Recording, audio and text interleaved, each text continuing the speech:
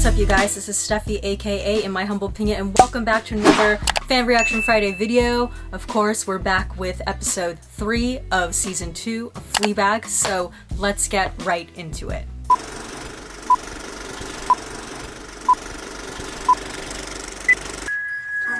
Ah, the Bible, a good place to start.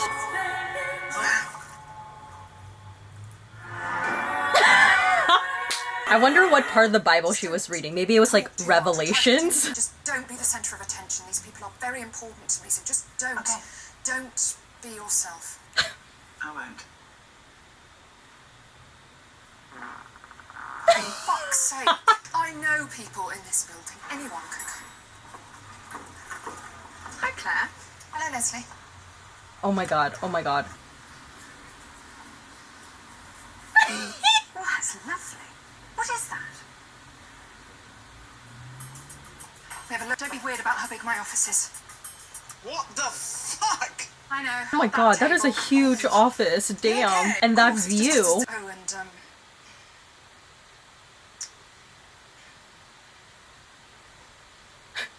thank you. You've really, thank you. Wow, that was like really hard for her. Don't play with that.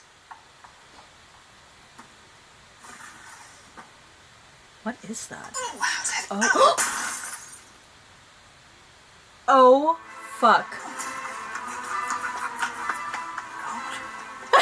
Oh my god, oh my god, what is she gonna do? Oh my god, oh my god. I like how she's like running with no sense of direction. Great, just did a lap for no reason. Well, I'm like stressed for her. Has this got shellfish in it? No. Fine. 4 CEOs have been fired. 2 have been taken to court. I mean, it's just sad. We felt like a family. Especially sad when you have to tell your family not to touch each other up by the photocopier. Stop making jokes. Sorry, I can't help it. You can. Oh, Belinda's coming. Don't speak to Belinda. Oh, Belinda. Oh, are these meaty?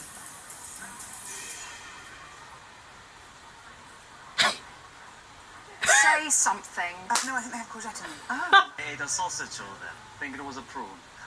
15 years of vegetarianism. Go on, like, bang, bang. We do actually call them bangers. Ah, that's funny. Yes, it was. Oh. We are partners. Business Oh, partners. they're sleeping with each other. Champagne, please. Off the wagon. Just when I'm with you. Oh, yeah, for sure. Let's go fucking crazy tonight, then. What did you say? No, I was... No, what did you say? No, just, I just said, let's go fuck like crazy tonight. Well, Oh, God. that's so interesting. I thought like, I mean, I don't know. I was like maybe gay vibes, but I guess not. What's his name? Claire. His name is Claire. Don't. I feel like there's some like psychological, I don't know. Does she like the fact that he's named Claire too? I'm going to introduce Sylvia, who's going to introduce Belinda. When you hear me introducing Sylvia, get her on stage. It has to go like cockwork. Like what? Cockwork. Claire, you're bailing somewhere else right now. Sylvia, go. Oh my gosh. Watching Claire in her like work environment. Oh no. Oh no, it's the shellfish. Sylvia.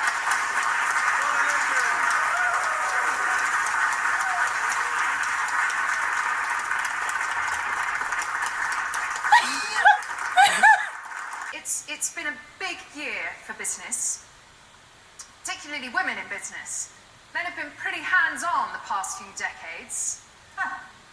I'd like to thank all the brilliant. If we've learned anything during the past 12 months, it's the family really shouldn't touch each other up next to the photocopier. Oh, okay, take her joke.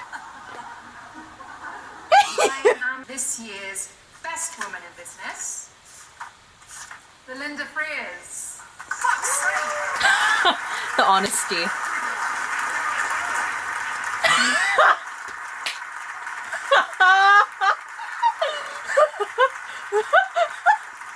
my god. Oh my god. Oh my god. Oh my god, that's such a great callback. What a great callback. Oh my god. was going to say this is a bit on the nose, but she doesn't seem to have one. Can you go, my love? I'm just gonna... Take the stairs. Okay.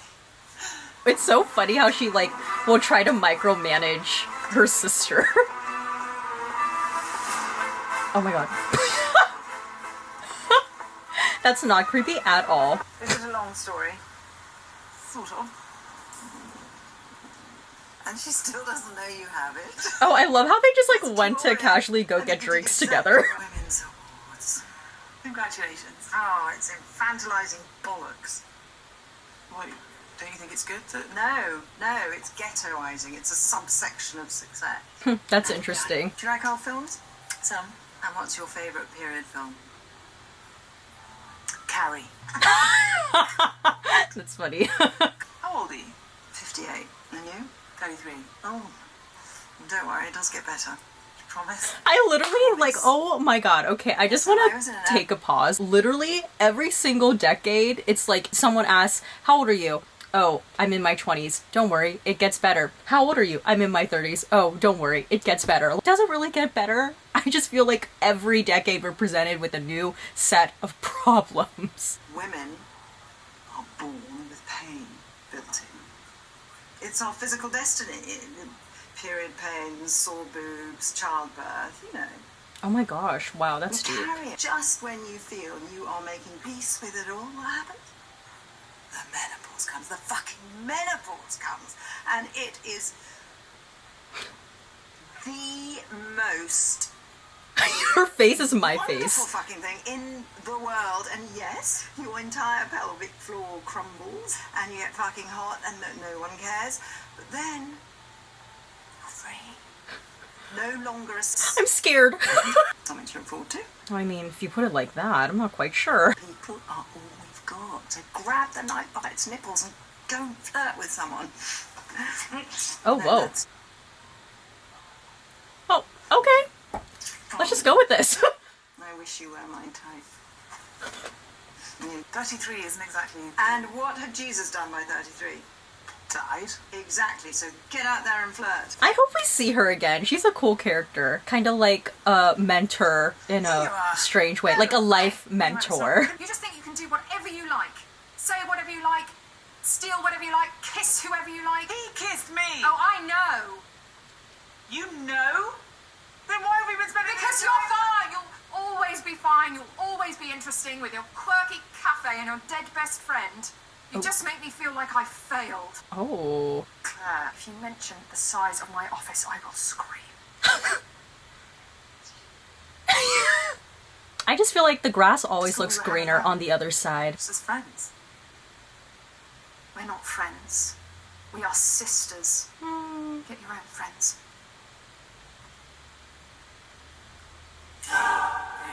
Oh my gosh, I love the musical cues of this season. Yeah, Claire needs to go to therapy or talk to someone. That is an interesting idea though, that she kind of resents Fleabag. Fleabag definitely has more of a personality than Claire, and I think people naturally gravitate towards her, whereas with Claire, likes to micromanage every little detail of every situation, and she's kind of a stress case, so I would understand from her perspective why she would resent her sister for all of those things that just come so naturally to her, whereas like for her, she has to like work really, really hard to get through social situations. But I don't know. Again, like I was saying, grass is always greener on the other side. This is a bit embarrassing, but recently I've been really enjoying going to bed at 9:30. No, it's fine. I just fancied a drink and a priest and a chat, maybe. And a priest. We'll have to be quiet though, because Pam's a bit of a sound tyrant. Thanks. Pam lives here. Yeah, Pam lives here. Oh, what the hell? Pam lives there. What's God's plan for you? I believe God meant for me to love people in a different way. I believe I'm supposed to love people as a father. We can arrange that. A father of many. I'll go up to 3. It's not gonna happen. 2 then. Okay, 2. Oh my god, I'm dying. Oh shit, Pam, she's not happy. Oh no, it's Pam. Oh no, Pam is a freaking cock blocker, I swear. And you're good for me. You make me question my faith. And? And anything else you question? Oh, she is like a smitten with him. She's just like, are you okay? Oh, it's a fucking fox! Chill out about the fox! Oh, sorry. I just don't know what they want from me. Oh my god, this is so funny. Oh, I love the quirk about the foxes. Celibacy is a lot less complicated than romantic relationships. There's a story behind that. I talk and drink and laugh and give them Bibles and hope they eventually leave me alone. What if you meet someone you love? We're not gonna have sex. I know that's what you think you want from me, but it's not. It won't bring any good. Why? Friends. I've been there many times. Before I found this. Many, many times. How many times? Many. Oh damn. I'd really like to be your friend, though. I'd like to be your friend too. Oh my god, I cannot. This is like such like. It'll last a week. Oh god. What was that? What? Where did you just go? What? You just went somewhere. There. There. Shut the fuck up. He can tell when she breaks the fourth wall. Okay. Oh my god, shut up, dude. Oh, what another amazing episode. Alright, and some post-show thoughts. Oh my gosh, what another phenomenal, great episode. You know what I will say about this episode? This episode, I feel like, highlights Phoebe Waller-Bridge's strength as a writer specifically because she just knows how to write so well. Like, obviously, I'm stating the obvious, but first of all, when it comes to like situational comedy, she knew how to write that whole work environment situation to be a really funny thing to watch play out. This idea that, of course, Fleabag, after being told by Claire to not touch anything, she goes and touches the trophy, and then the trophy breaks, and then we have that really funny sequence of her like running around the town, and then this reveal of the trophy that she ended up finding was the art piece that she stole from her stepmom-in-law, and that's such a great callback to season 1. And then we also have like these really like deep moments too between her and her sister. We get a little bit more insight into that relationship. Like, we kind of always knew that there was something there, but the fact that Claire finally verbalized and said, like, you know, the fact that everything just comes so easy for you makes sense to her character. And that line too about how, like, you know, we're not friends, we're sisters. I think the character arc and development of the sister is really interesting to watch, especially when you compare it to season 1. Like, we kind of start to see a little bit of her unravel a bit. Like, she seemed more put together, and not to say that she's not put together anymore, but I feel like we're getting deeper into the onion layers of like what makes Claire tick. So that's really interesting. I'll say too, in general, I think Fleabag does a really great job with casting these random people that we meet from episode to episode. Like, last episode it was the therapist, and this episode it's Belinda, and I kind of like the idea of Belinda being somewhat of this like life mentor coach that Fleabag runs off to every now and then, because she has a really interesting perspective about the way the world works and life, especially since she's an older woman. So just to hear a woman of her age talk about the way life treats women throughout the course of their life, that's an interesting perspective to add to the show. But then, of course, another reason why I feel like this specific episode really highlights the strength of Phoebe Waller-Bridge as a writer is I think it's so brilliant that she has written this like situation, this circumstance that, of course, Fleabag, the one person she manages to fall in love with and have some sort of real connection with, is a priest, someone who, because of his occupation and because of his personal beliefs, is celibate, and we know that Fleabag enjoys sex a lot. So I just think that's such an interesting idea. I don't even necessarily know if it's like you want what you can't have, because I think it's beyond that. I really do feel like Fleabag just instantly vibes and connects with the hot priest. Yeah, and then oh my god, the fact that he can tell when she breaks the fourth wall and he says, "Where do you go?" Like, I love that. I love that. God, this was so good. Oh my gosh, I'm having such a fun time watching this show. I really am. Alright, and my question for you guys is, I wonder if this is a question that can be answered better after I finish watching the entire second season.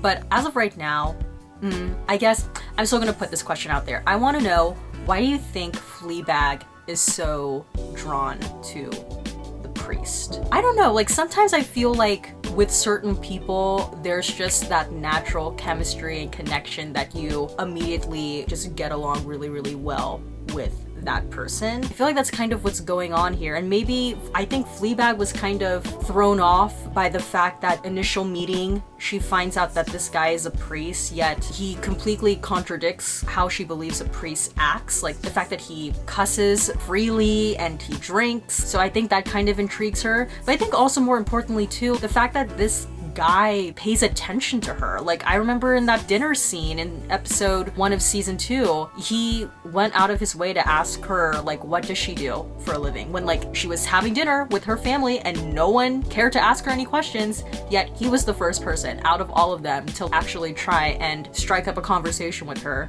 So I think it's just like his attentiveness to her that also intrigues her. And like, I mean, that's again exemplified in this episode because he notices when she starts to break the fourth wall. So yeah, I want to know, like, why do you guys think Fleabag is so drawn to the priest? Let me know in the comment section below.